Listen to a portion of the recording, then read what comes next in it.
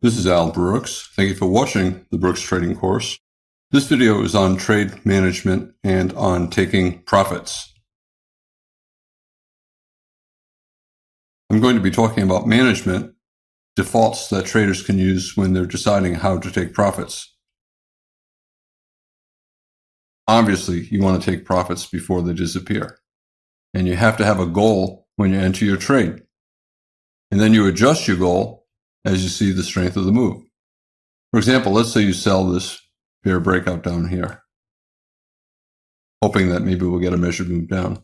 So leg one, pull back leg two, or simply a measured move based upon the height of the bear breakout, pull back, and then measured move down. Let's say you're hoping for a measured move from the open of the first big bear bar to the close of the second big bear bar. And this is 1 times that move. It's a reasonable target. And then you see the market reversing up strongly before it gets to your target. Should you wait and let your stop get hit, hoping that the target will eventually be reached? No. The premise of a measured move down after you see this reversal and the market going above the high of that strong reversal bar, your premise of the measured move down is no longer valid. So you have to exit. We got a strong bear breakout. You might trail your stop up here. And then we get this strong bull reversal bar. Most traders will get out above the high of this bar. Should you just get out on the close of this bar? I would not, because sometimes you get the strong bull reversal bar, and then the trend continues down, and the market does not go above the top of the bull bar. So I think you move your stop to above the high of this bar, thinking that it's a valid buy setup. So bulls will be buying there. Bears should get out there. You just exit, and your premise of a measured move down is no longer valid, so just get out as the market reverses. Remember, you have a final flag, and then you get a reversal from the final flag. The bulls are going to be buying this. They see a bear trend, a trading range, potential final flag, a trading range late, and a bear trend, and then a very strong reversal up. So bulls are going to be buying here.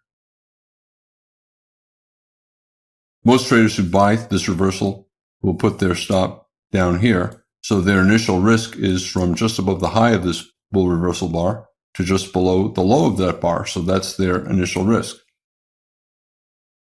This is a reasonably high probability trade. You do not have to hold for a profit that's 2 times your risk. You can get out with a profit that's just 1 times your risk.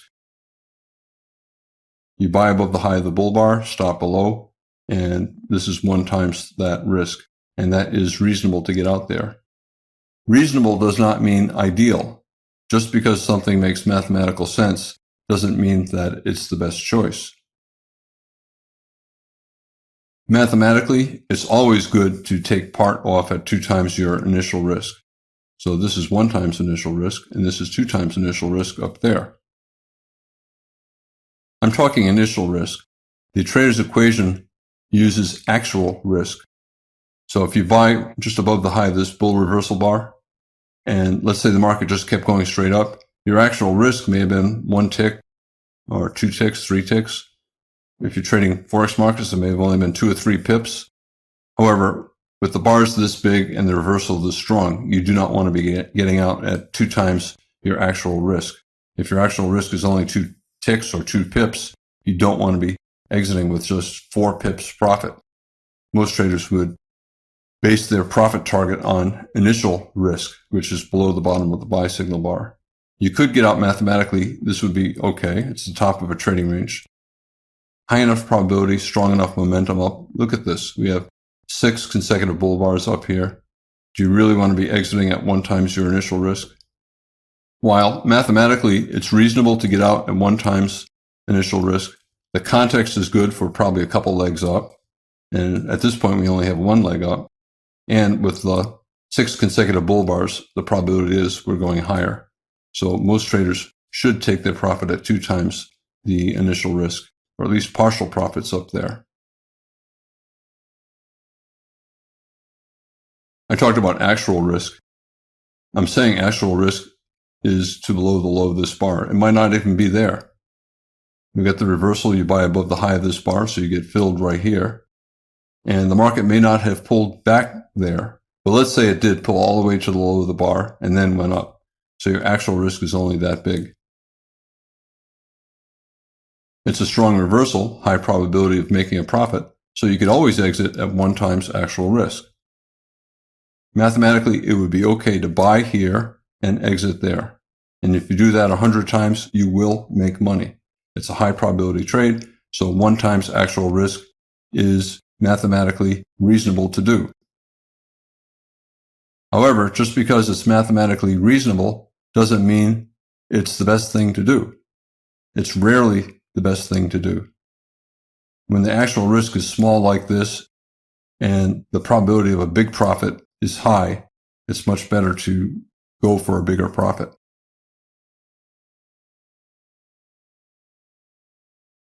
As long as the trader's equation is positive, you can always exit using that target. I talk more about this in the video on actual risk. While it's okay to get out at 1 times actual risk, when there are obvious targets that are better, more profitable, with still good math, still a good trader's equation, it's better to be looking at them.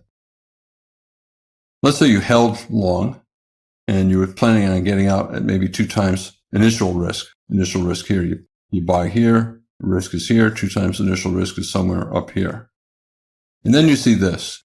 We broke out and we pulled back, and this is a breakout test of that high. I don't know if this slightly overlapped that. It doesn't matter if it's a slight negative gap. By negative gap, I mean the pullback slightly overlaps the breakout point. It doesn't matter. It's still a possible measuring gap. So from the low here to the breakout test here, you project up, there's 1 times the risk. And that would be a reasonable target.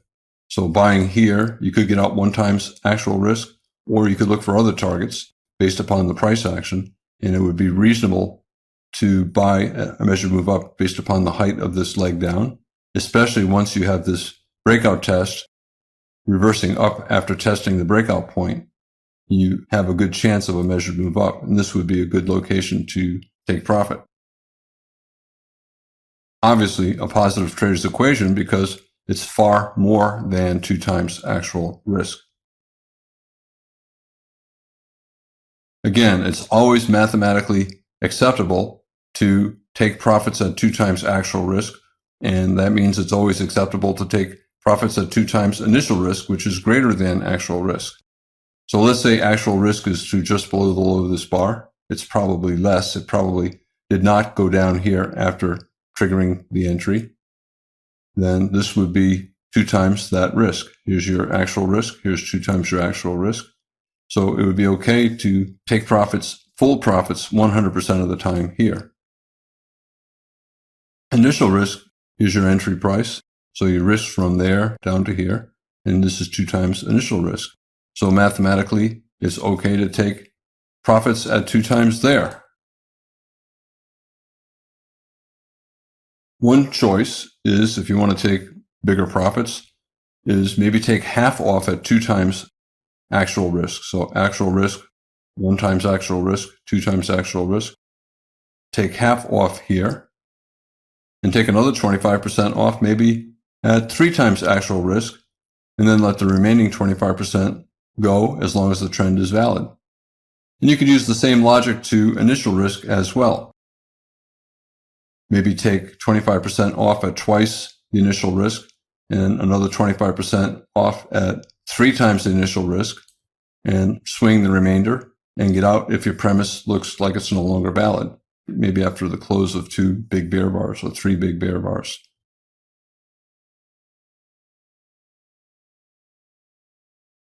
We have a huge bear breakout, high probability of lower prices. This is the euro versus the dollar, a 15-minute chart.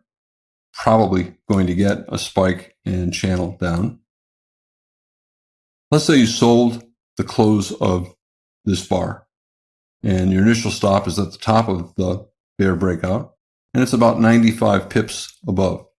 So your initial risk is 95 pips. If you typically risk 20 pips on 100,000 units, and this risk is 5 times bigger, you have to trade 5 times smaller. So maybe you trade 20,000 units. So you sell 20,000 units. Alternatively, you can argue that this bear breakout is so strong, the market should not get much above a 50% pullback. So maybe put a stop slightly above a 50% pullback. 50% pullback maybe here, put your stop slightly above. In that case, you could trade a little bit bigger, maybe 40,000 units. Strong bear breakout, probably going to get a measured move down, maybe based upon the open of the bear breakout to the close of the bear breakout. Measured move down would be somewhere down there. At this point, I think probably a 60% chance we're going to get around a measured move down from the open of the first breakout bar to the close of the second breakout bar, and this is the measured move down. Probably, whenever I say probably, that means I'm at least 60% certain. If you plug 60% into the trader's equation, you can exit at 1 times risk and have a profitable strategy. 1 times risk means bad risk reward. Your reward is only as big as your risk, and that's not a strong risk reward profile. But that's always the case whenever you have a high probability trade. When you're selling down here, some institution is buying, and they know that the probability is they're going to lose money, but they also know that they're going to have a pretty good risk reward profile. They buy here and maybe put a stop here, maybe even a stop down here, and plan to scale in, buy more lower. You're getting high probability, they're getting low probability, but they're getting reasonable risk reward. We have another bear breakout here, so traders might lower their stops to above here. Strong enough breakout to expect at least a little bit more down, at least another leg down. We have another bear breakout with follow through here. So a lot of traders will say this is a major lower high, and they'll trail their stop down. Initial stop was up here, and then after this breakout, they trailed it down here. After this breakout, they trail it here, just above the top of this bear leg. Same thing here. Another bear breakout, stop is up here. Do they get out here? We have a micro double bottom and we're trying to reverse up. We have a series of bars in a bull micro channel, no pullback. Well, you could get out above that bull bar, or you could rely on your stop. You could say, well, we got close to the measured move target twice and we're reversing up. Maybe I should get out here. That is reasonable. It's also reasonable to hold and then get out either at that low or at your initial target. There are always other reasons to exit as well, but you have to look for them. For example, you could draw a channel, this pink line, and this is at the bottom of a channel. Or you could say 3 pushes down, 1, 2, and then 3. And it's almost to the measured move target. We're very close to it. We have a big bear bar late in the trend. In fact, this is the biggest bear bar probably in the past 40 or 50 bars. So you have to be thinking that it's probably an exhaustion gap, which means we're probably going to close the gap between the close of this bar and the close of the prior bar. Usually what it means is the market's going to get to the top of the bear bar. And here we have a low one short, a breakout pullback short, a breakout and a pullback, but not a particularly strong looking sell. Because it's a weak sell, and we're at the bottom of 2 channels, and we're right near a measured move target, and we have the biggest bar late in a bear trend. This is a weak sell setup. Bulls will buy below that bar, betting that the bear breakout will fail.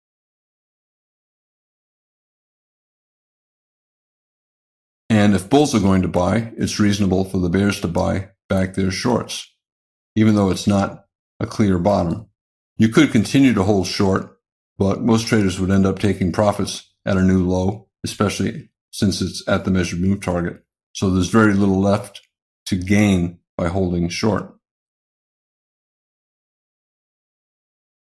Here, we got a pretty strong reversal up. Why did we get that strong reversal up? Because the final bears bought back their shorts. It hit their target. The trend was weakening. We have a potential exhaustion move here. We have a decent rally here. And bears see that, so they think there's not much left to the trade. If they did not buy back their shorts at the target, they'll buy back their shorts on the reversal up. It's a lower low major trend reversal.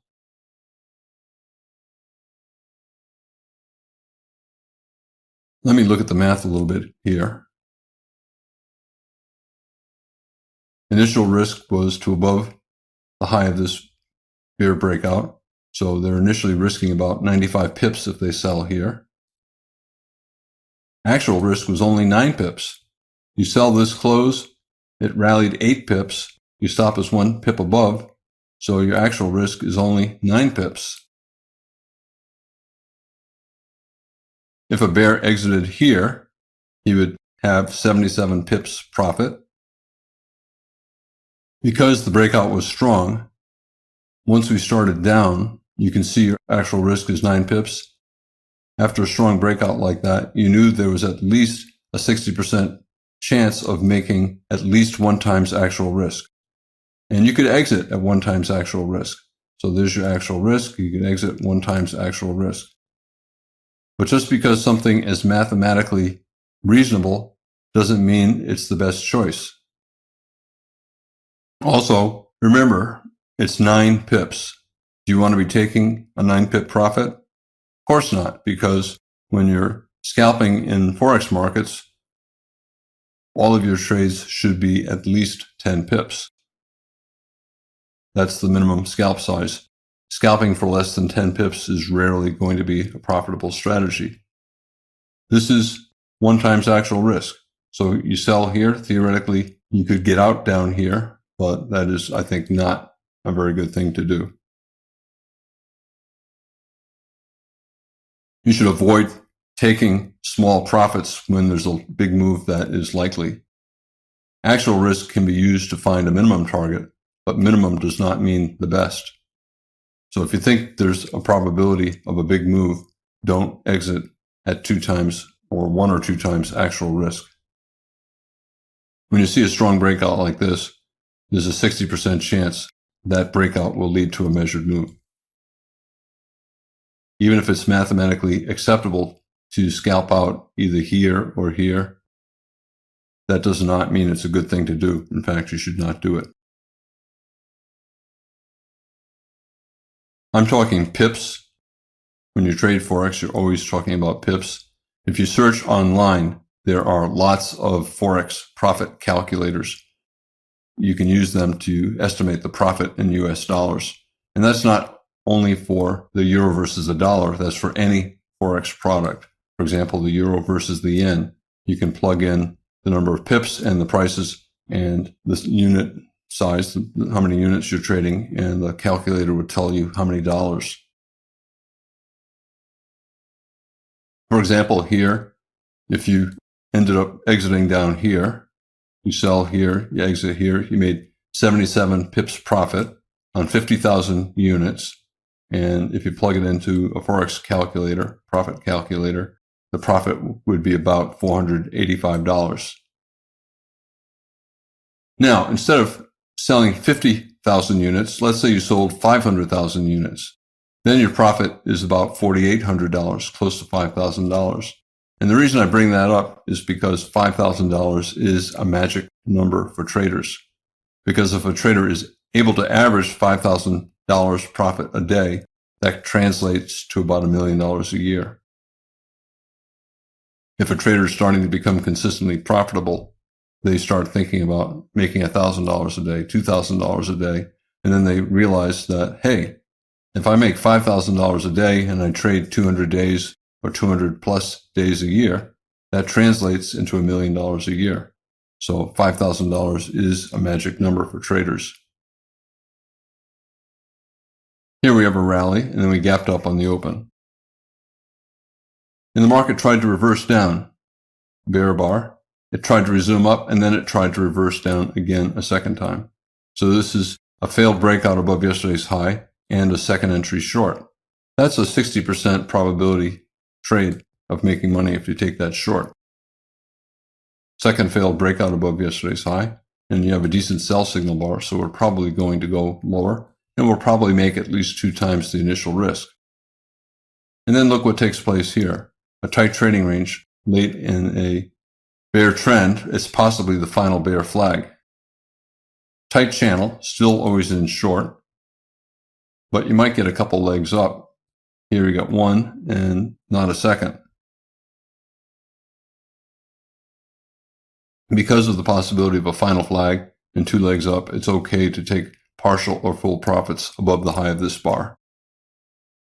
Why is it okay to take profits here? Well, you got a potential final flag.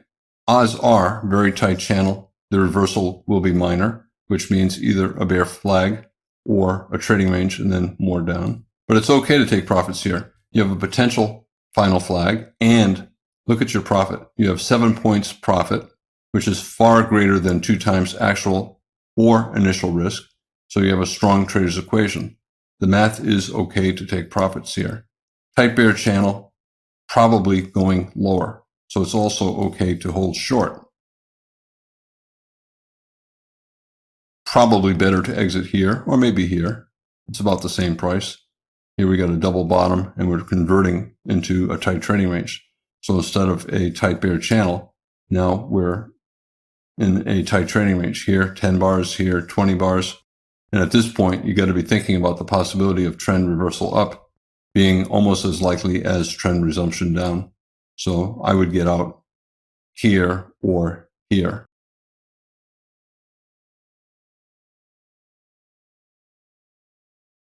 So you made 7 points profit. If you get out here, you made 7 points profit. And if you traded one contract after commissions, that would be about $345. If you traded 20 contracts, that would be about $6,900. $5,000 is a magic number for traders. There are over 200 trading days a year, and if you average $5,000 a day, that translates into $1 million a year. When traders are beginning to increase their positions and their profit, so they make $1,000 a day, then they make $2,000 a day. What's the next target? $5,000 a day, because it translates into a very big round number profit at the end of the year, $1 million. Every trader has a dream, right? And you're paying attention to goals, and one goal is $1,000 a day. Another goal is $5,000 a day.